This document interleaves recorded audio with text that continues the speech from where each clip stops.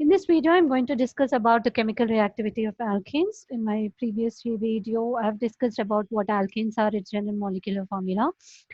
Let's see the chemical reactivity of alkenes now. So now when you see this, uh, generally the alkenes are written as RH, where R is the organic group here that is involving the carbon, and there's a hydrogen which is attached to it. And you can see that there is no active functional group here. So they are chemically very inert at ordinary temperatures. They are inactive towards acids, bases, oxidizing, reducing agents at ordinary temperatures. But however, they will undergo this halogenation at a very high temperature. Let's see this halogenation now. Yes. When you come to the halogenation here, this alkane, when react with halogen, that is any halogen that's F2, Cl2, Br2, or I2, in the presence of heat or light, that is UV light or heat, which is very high temperature, that is around 250 degrees centigrade to 400 degrees centigrade, they undergo this halogenation. And the process of halogenation is a free radical substitution reaction here. The H is substituted here by X here. So the reaction proceeds through this free radical intermediate, free radicals. So the reaction is free radical substitution reaction and resulting in the formation of an halogenated alkane, that is alkyl halide, and hydrogen halide is a byproduct which is formed here. When you see the reactivity of the halogens here towards this free radical substitution reactions, the order is something like this. F2 is more reactive than chlorine, then bromine, and then comes the iodine. However, this fluorine reaction with fluorine is highly explosive, and the reaction with iodine is reversible. So iodination is reversible, and when we see the reactivity of this alkanes here, the tertiary alkyl halide is more the tertiary is more reactive than secondary, or and then primary, and then comes this methyl group here.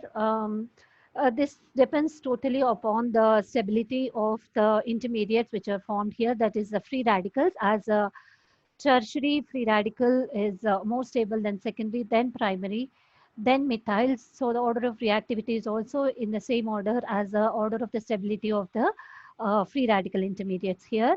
So let's see this halogenation in detail now here. Yes. Let's see the mechanism now. The mechanism is the three steps are involved. The first is the chain initiation, propagation, and then the termination. The initiation is when chlorine, the halogen, which is used here when subjected to very high temperature or uh, light here, when passed to the UV light, it undergoes a homolytic fission. The homolytic fission here is shown by an fish hooked arrow here. You can see here. Uh, and the free radicals are formed here, Cl free radicals, sharing the equal number of electrons. And in the propagation step, there's a second step of the reaction. The Cl free radical will attack the substrate. Now here I'm taking the example of for RH, this is methane here. So when attacked by this halogen free radical, resulting in the formation of methyl free radical, that is R free radical, uh, and HCl is formed here. This methyl free radical will react with one more molecule of chlorine, this again by homolytic fission, resulting in the formation of methyl chloride, and then one more molecule of one more atom of this chlorine free radical is formed, which will allow the reaction to proceed forward. So these two reactions will take place in a chain. That means the chlorine free radical which is formed here will attack another more of methane here, or it can attack methyl chloride itself, resulting in the formation of CH2Cl free radical here. So this takes place in the chain or the cyclic manner. This goes on until whole of the reagent is consumed or whole of the substrate is consumed in this reaction. So this is called as chain propagation, as it is helping for the propagation of the reaction, or as it is helping for the reaction to take forward, and resulting in the formation of CH2Cl, and the reaction goes on like this, um, and then this will react with one more molecule of chlorine, resulting in the formation of CH2Cl2, and the chlorine free radical which is further formed will attack one more molecule of CH2Cl2, and this will go on until whole of the hydrogens are being abstracted from this substrate. Or so the products which are formed here, or the mixture of the products here, that is CH3Cl, CH2Cl2, CHCl3, and CH4. So the mixture of the products is formed here depending upon the abstraction of the protons, and depending upon the concentration of the halogen or the substrate which is used, depending upon the amounts of this used, different amounts of these products are formed. Uh, yes. So if yeah, the mixture of the products which are formed here. So this is a chain initiation. This is initiated by the formation of the free radicals, and then comes the propagation, which is helping us, helping the reaction to proceed further, resulting in the formation of the mixture of the products. And then comes the chain termination reactions, which will help the reaction to stop. The chlorine free radicals in this chain termination tip may combine, resulting in the formation of neutral molecule, that is chlorine, or CH3 free radical will combine with chlorine free radical, resulting in the formation of the CH3Cl, helping in the termination of the reaction, or the CH3 free radicals will combine, resulting in the formation of an ethane. So ethane may also be formed as in the mixture of the products here. Yes. So, and one more thing now we have seen for methane here. So, for example, when you take this propane here, when in the halogenation reaction, there are two sites we can see here.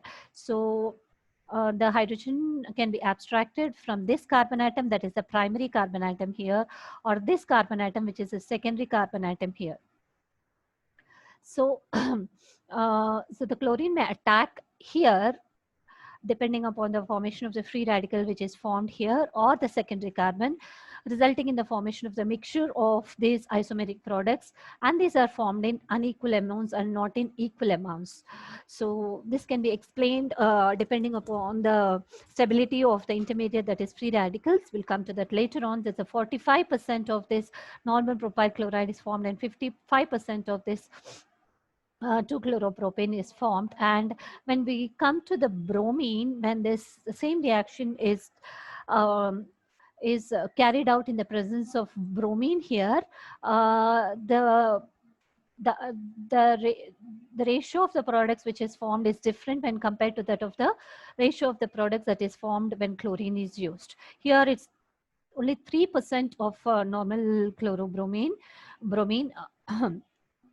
I mean, normal, that is primary, when the, so the two sites to be attacked here, primary or secondary. When the bromine is attacking at the primary carbon, the product which is formed is only 3%. When is attacking the secondary carbon, the amount, the proportion which is formed is 97% here. There is a difference in the proportion of the products which is formed when the halogen is differing here, when chlorine and bromine have been taken here. Let's see a few more examples of this now. When normal butane is taken, so when chlorine is used as a reagent here, the normal chlorobutane is 28%, and this secondary, when the chlorine is attacking at the secondary carbon, that is 2-chlorobutane, it's 72%. And when yes, when normal butane is attacked with this bromine,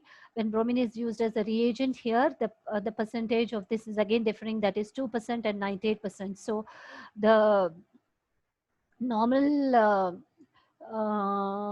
ratio which is seen is differing in both the cases. When isobutane is taken as a substrate here and when attacked by this chlorine, it is 64% of this isobutyl chloride, and tertiary butyl chloride is 36%.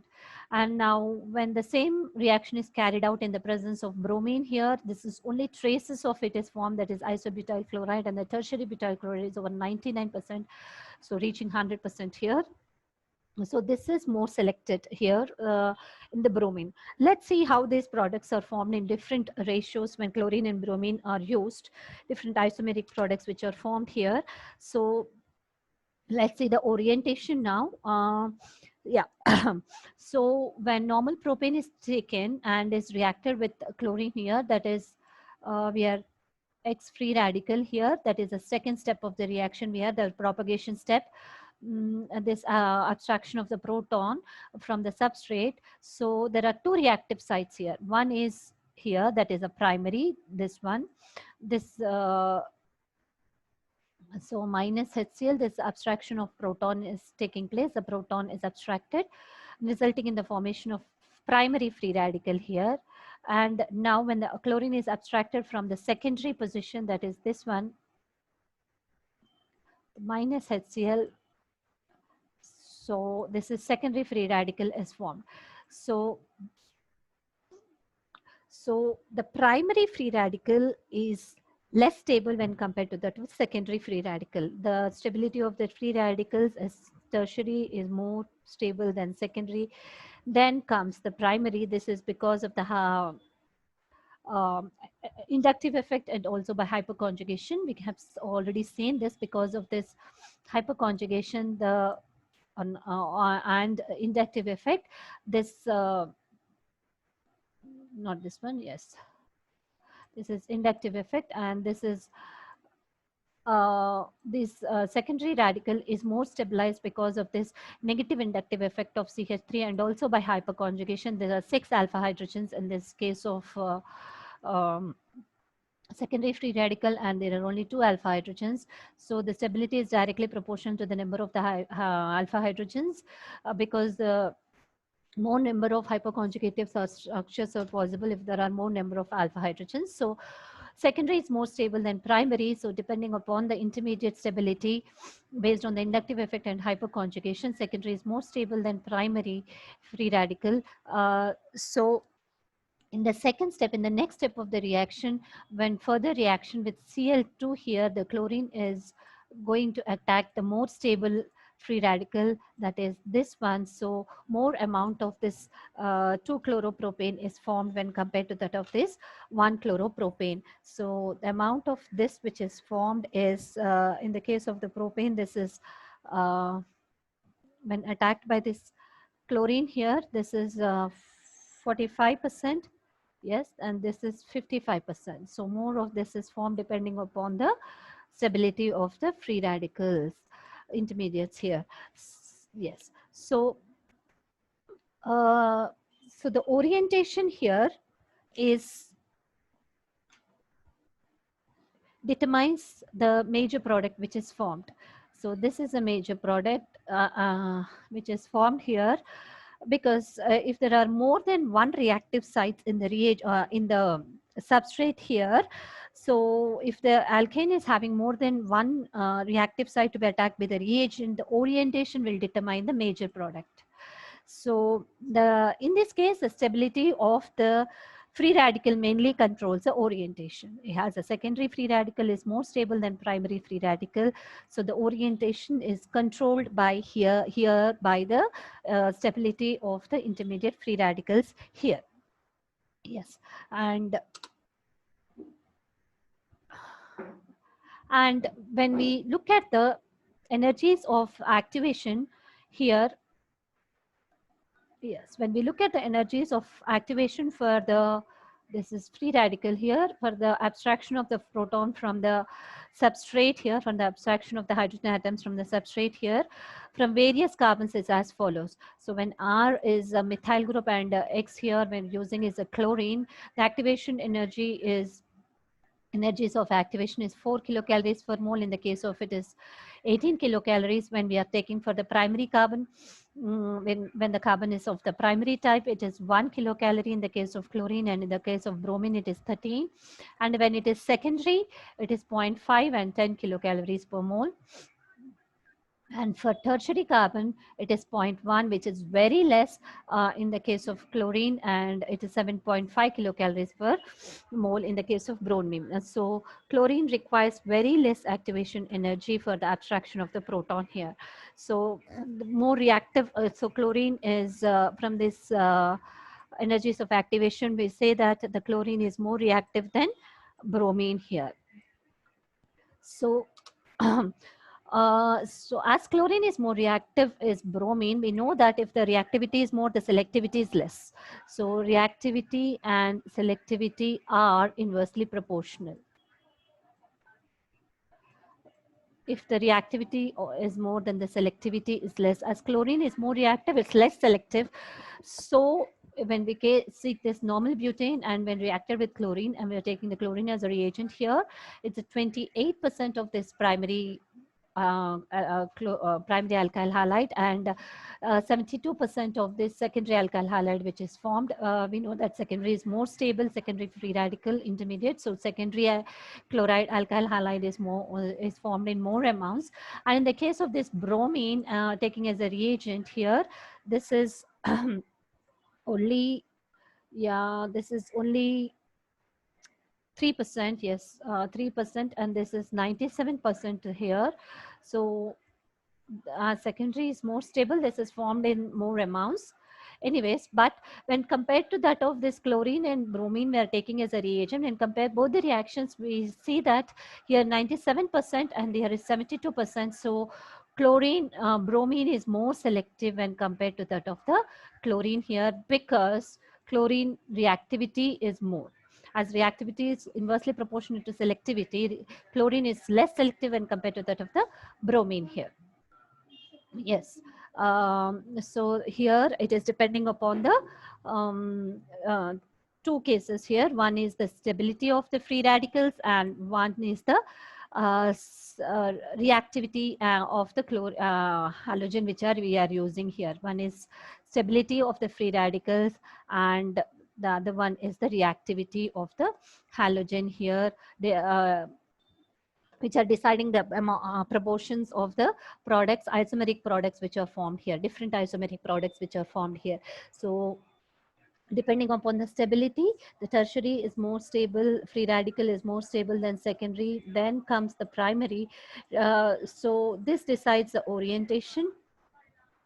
And also the reactivity of the halogens also decides the and the selectivity decides the amounts of the, the different proportions of the products which are formed in this particular reaction. The more reactive is less selective. So bromine is more selective when compared to that of the chlorine here.